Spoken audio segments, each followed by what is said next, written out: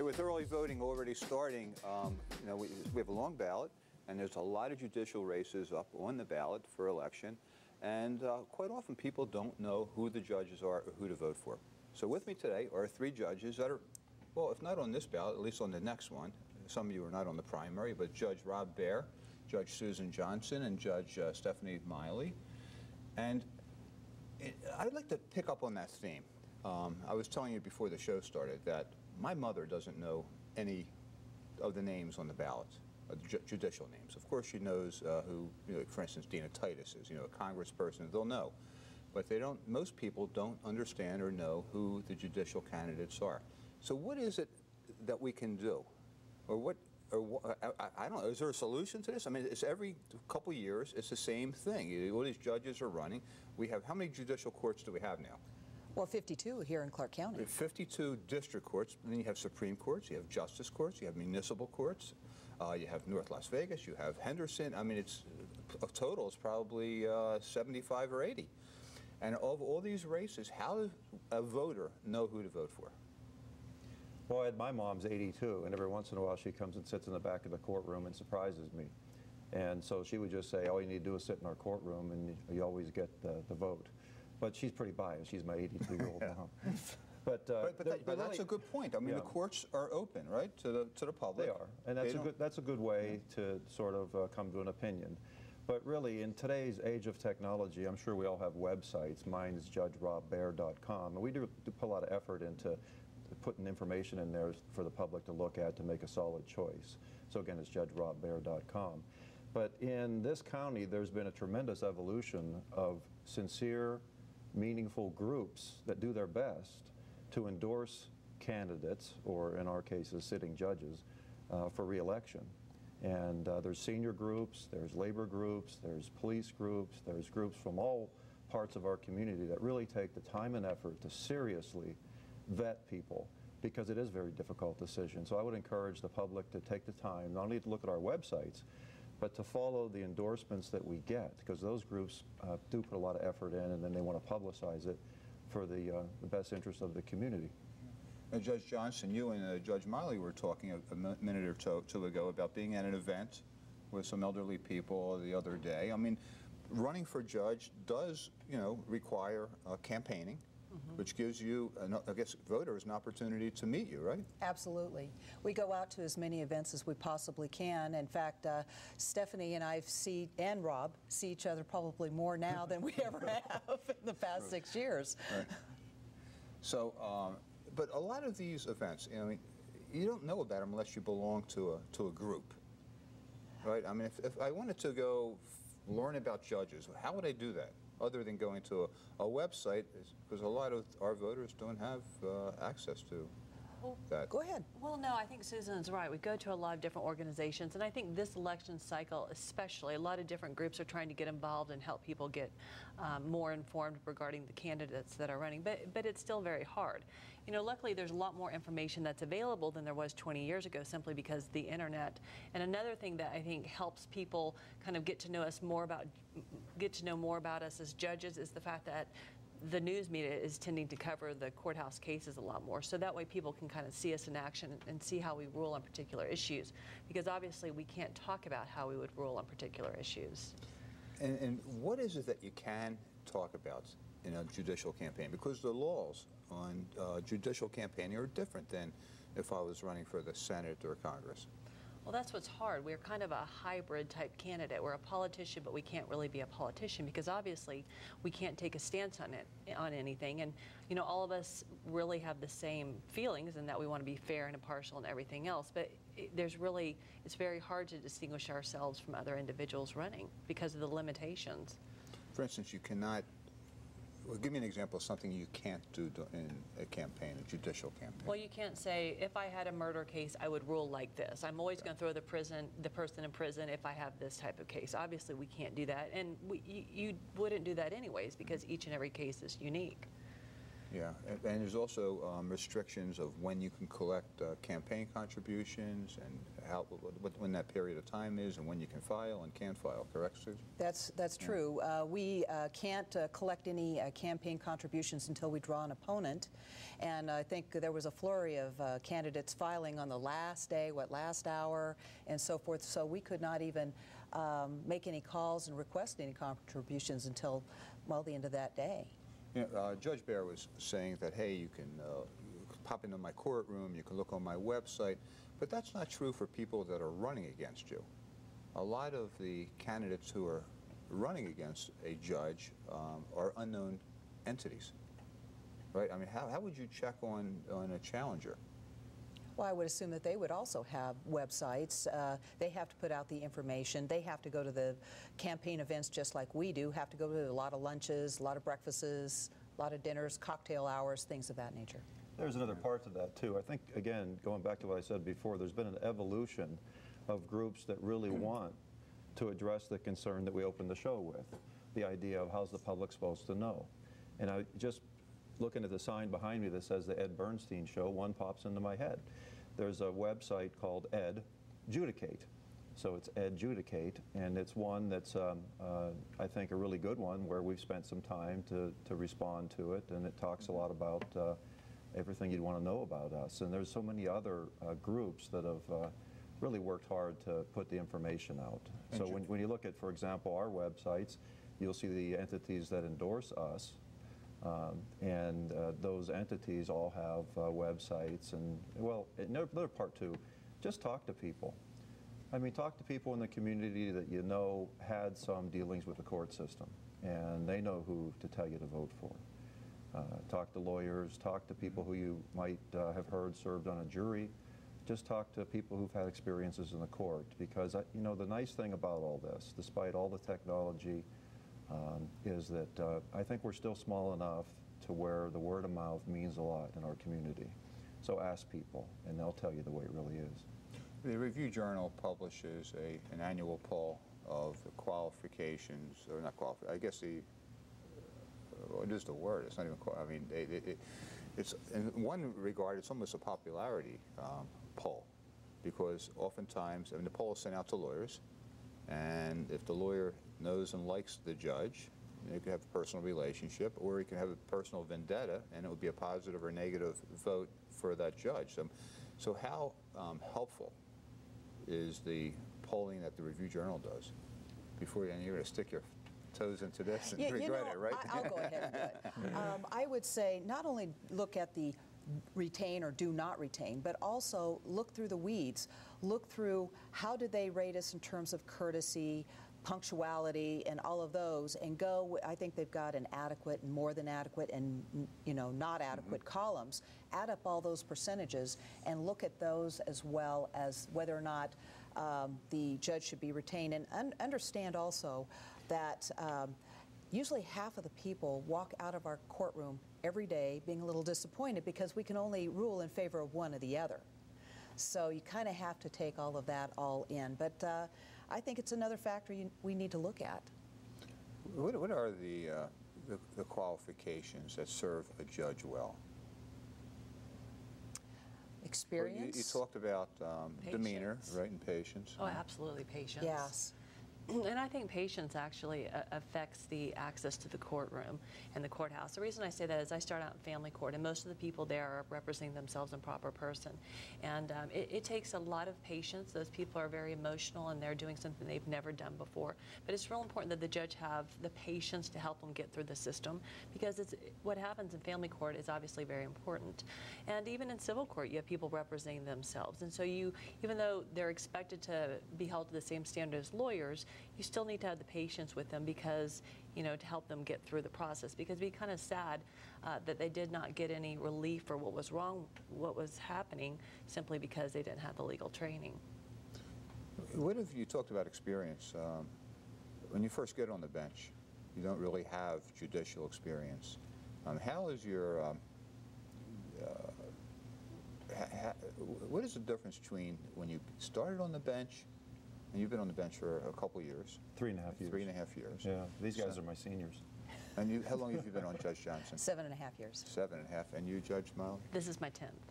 10th. Okay. You are the senior judge here. How has that changed you from what your expectations were getting on the bench to when you look back at the job now? Well, it changes you a lot. First of all, it's very different to go from being an advocate, because you kind of go in as an advocate and you kind of have blinders on. You see your position. You don't necessarily see the merits in the other side's position. As a judge, you sit back, you're like, oh, you both have really good points. And it changes you. I mean, over the years, there's a lot of the same issues and fact scenarios that come up over the years. So you just kind of gain familiarity with the issues over time. You get more comfortable. Well, absolutely. You know, as lawyers, we've become a very specialized field. So most of us have a particular area that we specialized in while practicing. And then you get up on the bench, and it's every type of law. And so it's a lot of time trying to get up to speed on a lot of different types of law. Yeah. Yeah. And that's an ongoing issue. I think another part of it, too, is you get to a point early on where you realize, wait a second, these people that come into the courtroom, I mean, for them, it might be the most important thing they've ever dealt with in their entire lives. And they come in there sort of like that proverbial deer in the headlights with their eyes real big. And from a judicial perspective, it really is kind of a neat thing to respect their time in court. But more than anything else, take them from that deer in the headlights to somebody who then gets comfortable and realizes that justice is really going to be had here today in court. And when they leave, make sure they understand what happened and why it happened. And when they walk out the courtroom feeling that way, it really is a sense of professional accomplishment. And I can tell you the real memories of the 3.5 years that I've had that mean the most to me are on those occasions where a member of the public's walking out of the courtroom after their experience, and they sort of look back as if to say to me, you know what, that's the way it should have been. Those are the days that are best days for me. Yeah, it's a good way to say it as well. Yeah, you were talking about, you know, as you get each side advocating on behalf of their client, that sometimes, I know, for instance, when I watch a show like The Good Wife, you're listening to one side argue, yeah, that makes sense, and oh, that makes sense. And do you find yourself as judges going back and forth like a ping pong game? Sometimes, but you know, I mean, we have excellent lawyers on both sides, so they make you look at things in a way you haven't looked at it before. But the other thing you find as a judge when you sit back and listen, a lot of times the parties are agreeing upon more than they realize. And so I think it's important to try to show them where they agree, because ultimately if they agree, they're going to be happier with the decision, and then deal with the few issues that they don't agree upon. You have that same kind of problem, Judge Johnson? I would have to say, agree with you, but I find that a lot of times the lawyers would tell you that, you know, I'll have a motion, and then there's the opposition and reply, and immediately the lawyer that had the opposition wants to get up again. I say, motion, opposition, reply, because you've got to make them sit down, because if you don't, you'll be there all day. So you kind of have to stop them sometimes. But I have to agree with you on the ping-ponging. Yeah, I find oftentimes it's hard to make a decision. I mean, people think that as the ultimate trier of fact, that it's easy, you just, okay, guilty, not guilty, yes, no, but it's not easy. Well, you know, implicit in what you are talking about is the fact that court time matters. I mean, argument in court and what people do in court and the presentations that are made and the law that's brought forth, it matters. And that's what makes these jobs really cool, is that it matters, and we have wonderful court hearings. And you know, in Nevada, we have high-caliber, top-notch lawyering. We just do. And for that matter, when people come into court by themselves on those occasions Stephanie talked about that they do, typically they do a really good job. They try to do the best they can. They do a good job. So court matters is what I like to say, and that makes this job fun. And what we try to do all the time is sort of sift through it. And you're right. You'll hear from one side, and you'll say, wow, you got to do it that way for sure. Right. You see that? But then the other side will do equally a sort of persuasive job. And so it is kind of fun to get through that. And that's where, for me, and I think for all the judges too, the idea of fashioning appropriate questions that get to the real issues of the case, whether they're based upon fact or law, makes it even more fun and meaningful. And the court hearing then gets us to the right result. Carmen, three of you are district court judges, and if somebody doesn't like a decision that you make, they can appeal it to the Supreme Court. That's correct. Currently, there's a move to create a Court of Appeals. Why do we need a Court of Appeals? Is it going to be another more red tape? You know, I disagree with that, the red tape.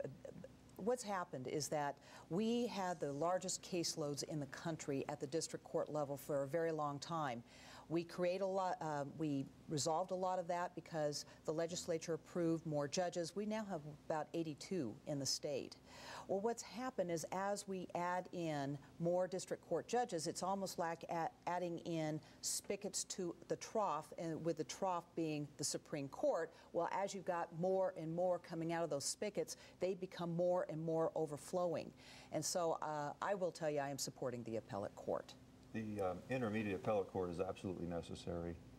For the public, they should know that the Supreme Court has worked really hard to find a way to make this sort of a revenue-neutral court, meaning it won't cost people money to have it, because the court has been efficient over the years and they have developed a reserve. They're going to put the appellate court in the offices that the Supreme Court now has in our building, so there'll be no extra cost for that. The justices of the Supreme Court have more cases per justice than any court in the United States. But more than anything else, if people really want ultimate resolution, I mean, if the public wants resolution of their case, which really, if you look at it, ultimate resolution is taking it all the way through the whole appellate process so that the case is over, meaning it's gone through the Supreme Court, that's it, it's done. The time will change.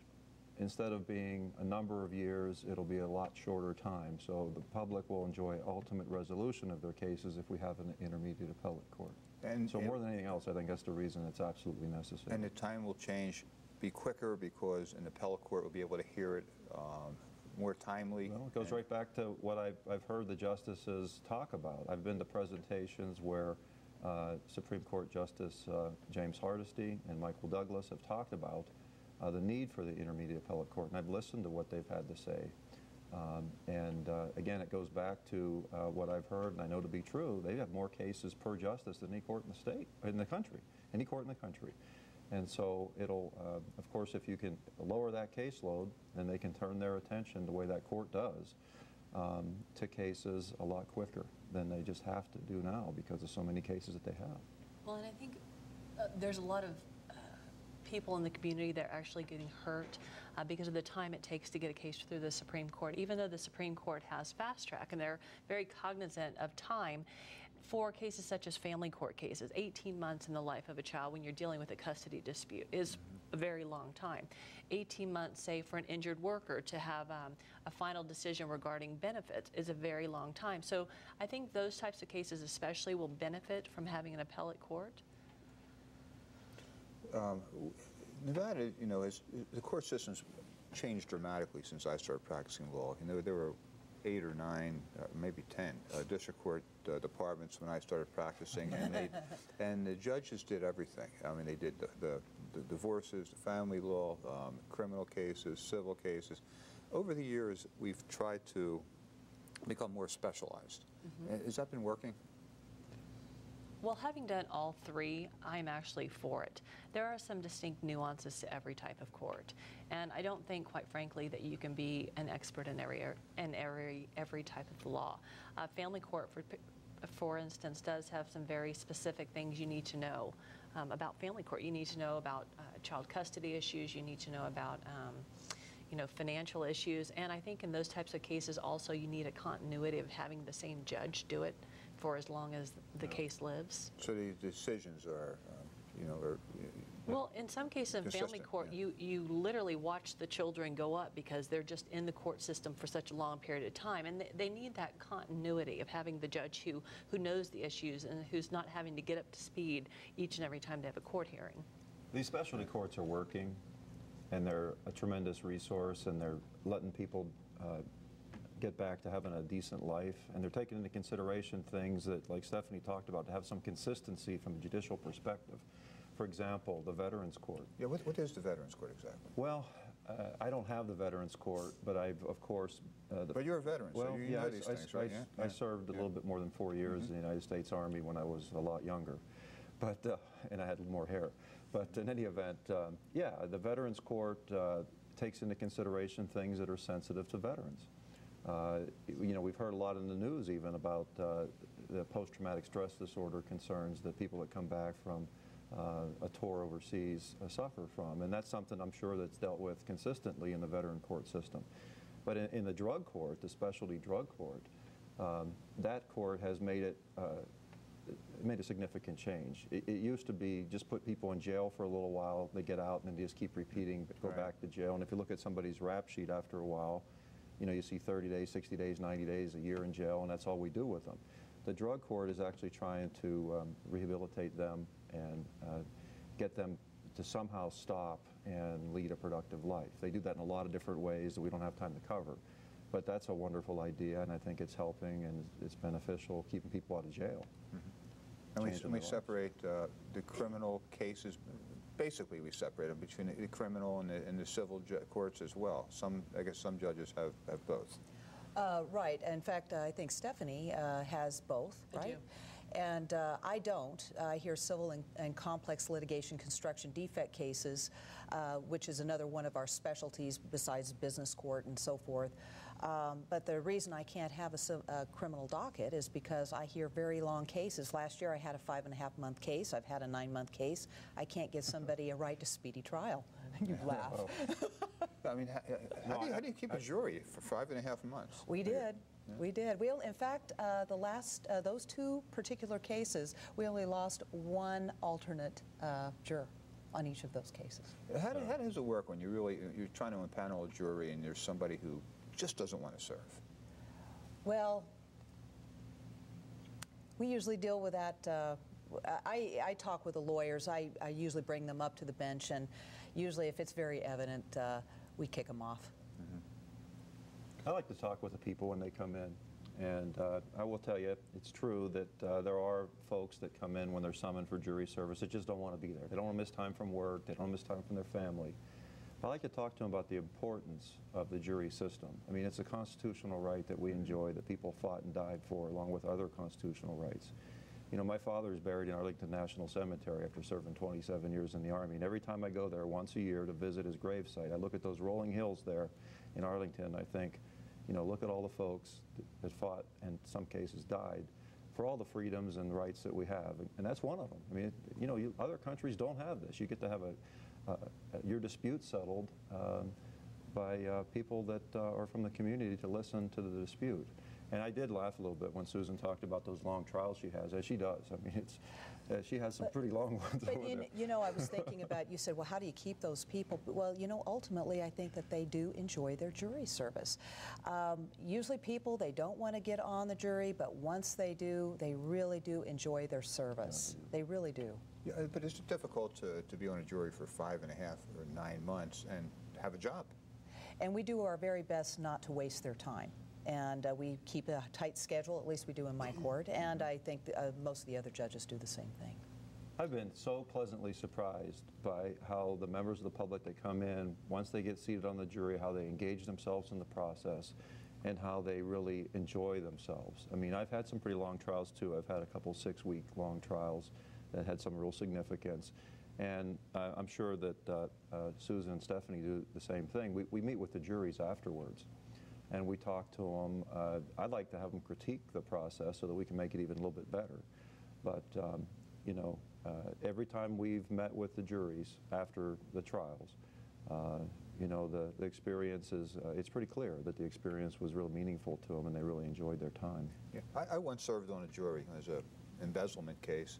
And I kind of, you know, spent a week on a jury, and I was really impressed during the deliberations of how the jurors really got it. I mean, they really got it. And I was just wondering, oftentimes when I watch a jury come back and I look at the face of the jury and the face of the judge, I'm trying to determine, is the judge surprised by this verdict? I mean, do you find yourself surprised by juries, or do you find yourself most of the time in agreement with them? I think usually they make the right decision. Mm-hmm. I mean, especially in the criminal cases, gosh, I'll go and talk to jurors at the end of a case, and they'll talk about they were up all night, they couldn't sleep, you know, they really put a lot of effort into it. You'll see diagrams where they diagram the evidence. It's really amazing what they pick up on during the course of a trial. Yeah. find yourself most of the time agreeing with juries? Oh, absolutely, most of the time. I mean, there's been times where I've been surprised, but yeah, most of the time I'd have to say I agree with the jury. Yeah, it's. I agree. I think they get it right most of the time. Sometimes the road they take may not be the right road to the correct destination, but the destination is correct. What is the most difficult part about being a judge, Judge Johnson? Oh, wow, the most difficult. I would have to say my most difficult moment was sentencing a defendant. Those are hard, whenever you're sentencing them to prison, and how long. I agree with that. And I've had maybe about 30 criminal calendars since I've been a district judge where there's a lot of sentencings going on, criminal sentencings going on in the courtroom. And I remember a case where, unfortunately, there was tremendous child abuse.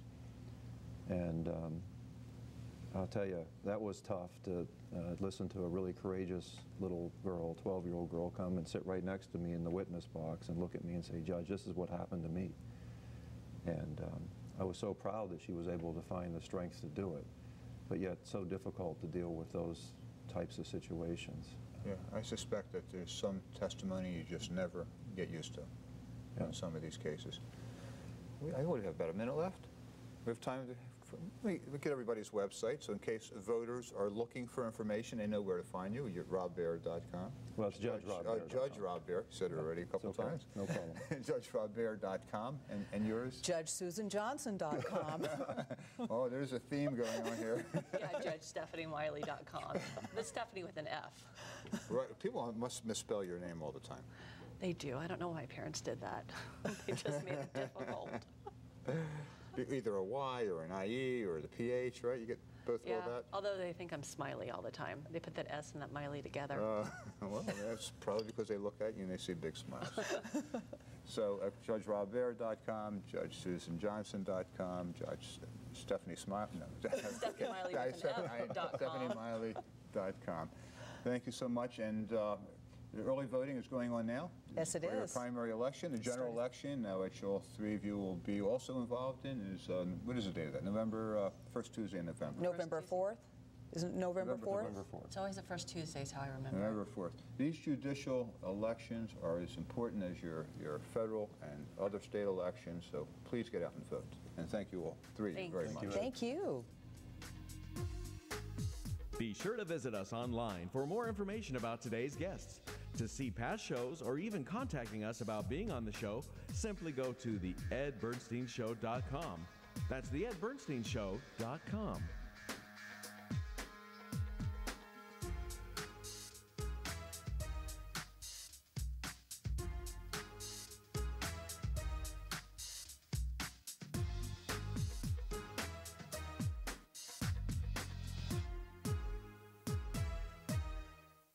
If you forgot to pay your cell phone bill, it's your fault. But if you've been hurt in an accident, injured at work, or denied Social Security benefits, it's your fault if you don't call Ed. Enough said. Call Ed. EdBernstein.com.